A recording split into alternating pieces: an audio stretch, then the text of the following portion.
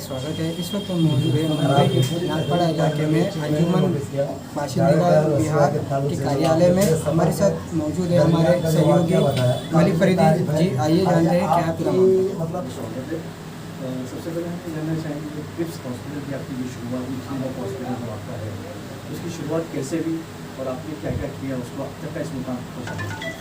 शुक्रिया ये पंखा बंद कर दीजिए। आपके चैनल का जो आपने हमारे हमसे क्रिप्स हॉस्पिटल के बारे में जानकारी लेना चाह रहे हैं।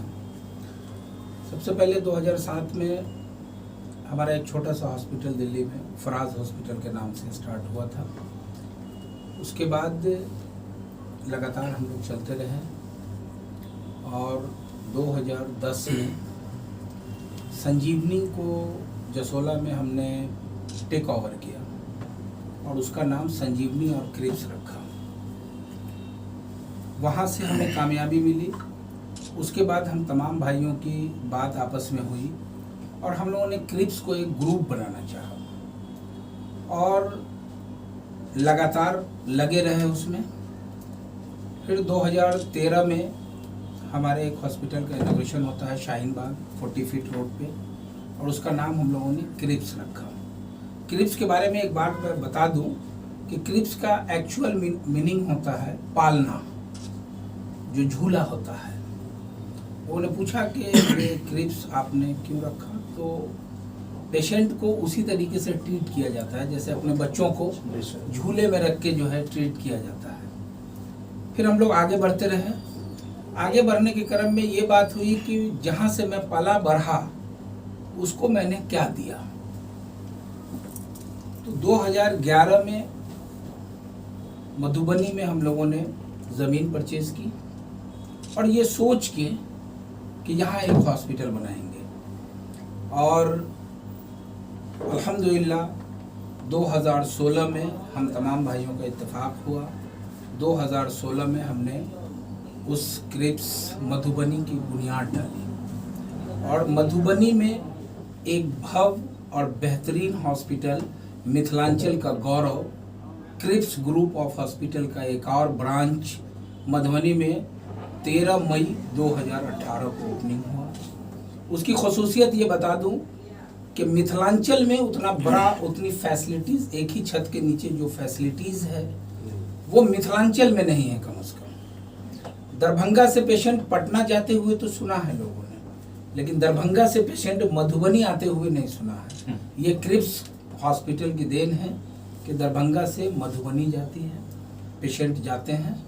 और मैं आपको बता दूं हमारी फैसिलिटीज़ का कि सिटी स्कैन हो, MRI हो, कैथ लैब हो, हार्ट की सर्जरी हमारे यहाँ 2-4 सर्जरी रोज़ होती है।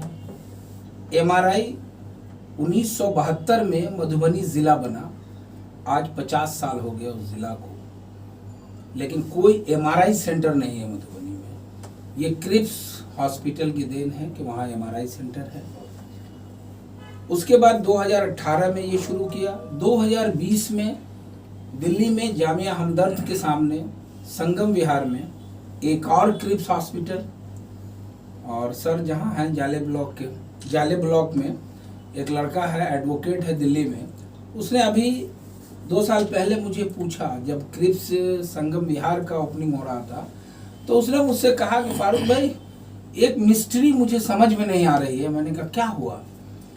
तो मैं शाहीन बाग गया तो क्रिप्स देखा, जसोला गया तो क्रिप्स देखा, मधुबनी गया तो क्रिप्स देखा, और अब मैं जामिया हमदर्द आया, संगम विहार देखा तो यहाँ भी क्रिप्स का बोर्ड लगा हुआ देखा। ये है क्या? तो मैंने कहा कि ये क्रिप्स ग्रुप ऑफ हॉस्पिटल, और ये सब अल्हम्दुलिल्लाह। और फिर हमने खिरमा में भी क्रिप्स हॉस्पिटल डाला। किसी वजह से अभी वो रुका हुआ है, वो कोविड की वजह से प्रोटोकॉल में कुछ खामियां थी वहाँ, चूँकि रजिस्ट्रेशन हमारा मधुबनी से था, वो दरभंगा ज़िला में है। इंशाल्लाह फिर वो स्टार्ट होने जा रहा है। तो ये एक सोच थी कि लोग, और ये सोच आई कहाँ से, वो मैं मुख्तसर सा 1 मिनट में बता दूंगा। जो मधुबनी में हॉस्पिटल का इतना बड़ा कि 2015 में मेरा एक भांजा है जो मुंबई में ही मीरा रोड में स्वागत टावर में उसका फ्लैट है, वो वहाँ था और 8:30 बजे रात में उसका एक एक्सीडेंट हो जाता है बुलेट से, उसका शोल्डर में फ्रैक्चर होता है। और 8:30 बजे रात में मधुबनी टाउन में, डिस्ट्रिक्ट टाउन है, एक्सरे नहीं हो पाया उसका। उसी दिन से ये सोच आई कि औरों के साथ अब ऐसा नहीं होने देंगे और 24 आवर्स इमरजेंसी एक बेहतरीन हॉस्पिटल करना है, और वो मधुबनी की धरती पे है। चाहूँगा जो क्रिप्स हॉस्पिटल है, आपने मुंबई जैसे शहर में भी उसकी कुछ शुरुआत करने की सोची है? अभी मुंबई जैसे शहरों में शुरुआत इसलिए नहीं कर पा रहा हूँ कि फैमिली में डॉक्टर्स नहीं हैं। हाँ, बिहार का मुंबई, जिसे दरभंगा कहा जाता है, दरभंगा कैंसर हॉस्पिटल के बगल में मैंने 18 कट्ठा ज़मीन ले ली है, और इंशाअल्लाह बहुत जल्द उसका फाउंडेशन शुरू होगा और 1-2 साल में एक बेहतरीन हॉस्पिटल दरभंगा में ओपन होने जा रहा है। और जो हमारे फैमिली के जो बच्चे हैं, अब MBBS की पढ़ाई शुरू कर चुके हैं वो लोग, और मुझे लगता है कि 8 से 10 साल में मेरे खुद के घर में 15 से 17 डॉक्टर हो जाएंगे हमारे तमाम भाइयों के बच्चों में।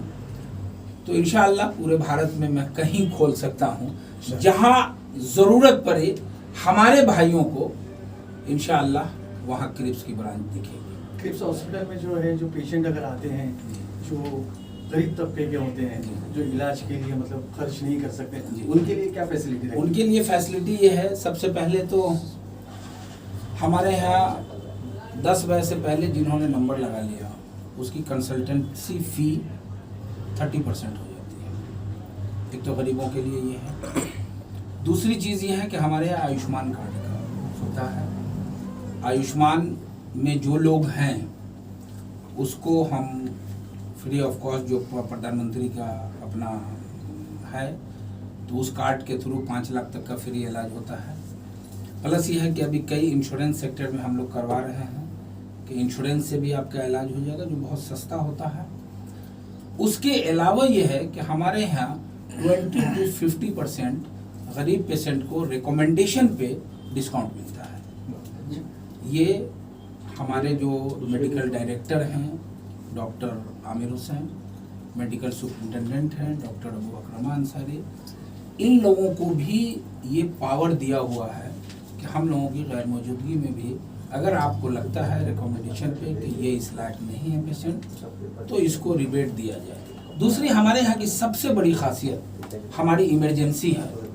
हमारी इमरजेंसी ये है कि हमारे इमरजेंसी में किसी तरीके का पेशेंट जाता है तो पहले उसका इलाज होता है, पर्चा बाद में बनता है, उसकी हिस्ट्री बाद में ली जाती है, पैसा बाद में जमा होता है, पहले उसका इलाज होता है। ये हमारी प्रायोरिटी है। आज मुंबई से बाशिंदा बिहार में आप आए हैं, इसका क्या खास मकसद है कुछ आने का यहाँ पे? मकसद ये है कि हम एक इंस्टीट्यूट है एक्सेलेंस एकेडमी, मिन्नत फाउंडेशन के निगरानी में वो चल रहा है, और वहाँ मुस्लिम बच्चियों को MBBS की कंपटीशन की तैयारी कराई जाती है। आजकल वो थोड़ा सा फाइनेंशियली वीक हैं, उसमें प्रॉब्लम हो रही है और वो इदारा बंद होने के कगार पे है। ये मेरी नज़र में जब ये बात आई तो मैं थोड़ा सा चिंतित हुआ, परेशान हुआ कि आजकल ऐसे ही मुस्लिम इदारे बहुत कम हैं, और हम लोगों को ये चाहिए तमाम लोगों को मिलके कि ख़ास के बच्चियों के लिए इदारा को खोला जाए। बच्चों के लिए तो कहीं भी वो जाके रह सकता है, बच्चियों को सेफ सिक्योरिटी भी चाहिए, और आज के माहौल आप देख रहे हैं भारत के बहुत सारी परेशानियां हैं, तो वो बच्चियों का एक बेहतरीन इदारा है और वो बंद होने के कगार पे था। तो मुझ जैसे आदमी से अल्लाह ताला ने ये काम लगता है कि वो लेना चाह रहे हैं। मैंने फिक्र रहा और मैंने एश्योर किया कि मुझे एक एक जगह जाना पड़ेगा, जहाँ जहाँ मेरे असर हैं, जहाँ जहाँ मेरे ताल्लुकात हैं। खुद के लिए तो मैंने बहुत किया, लेकिन अब कौम के लिए कुछ कर लिया जाए। अगर अल्लाह ताला मुझसे कौम का कुछ फ़ायदा करवाना चाह रहे हैं, उन्होंने मेरे जहन में ये बात रखी और मैं निकल पड़ा, और इंशाअल्लाह यही फ़िक्र है कि उस इदारे को बचा लिया जाए जिससे हमारे कौम की बच्चियों का मुस्तकबिल रोशन हो सके।